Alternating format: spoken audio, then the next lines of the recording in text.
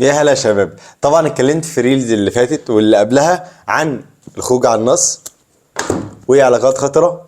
دلوقتي بتكلم على اللاب طعم فلامينكو، والكتاب ده بقى بعد ما احنا عرفنا كل حاجة حصلت معانا في علاقاتنا التوكسيك، في حياتنا القديمة مثلا، مش القديمة يعني واحنا صغيرين، حصل معانا ترومات معينة، حصل معانا حاجات معينة.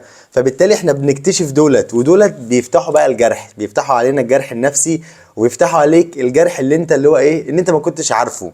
فبالتالي خلق عندك حالة بقى من معرفة اللي عندك.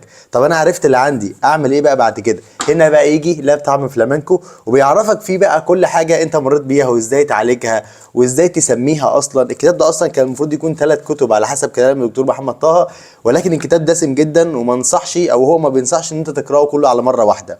ف 3 كتب احسن من بعض، بتمنى تقراوهم لو انتوا حابين مجال الصحة النفسية.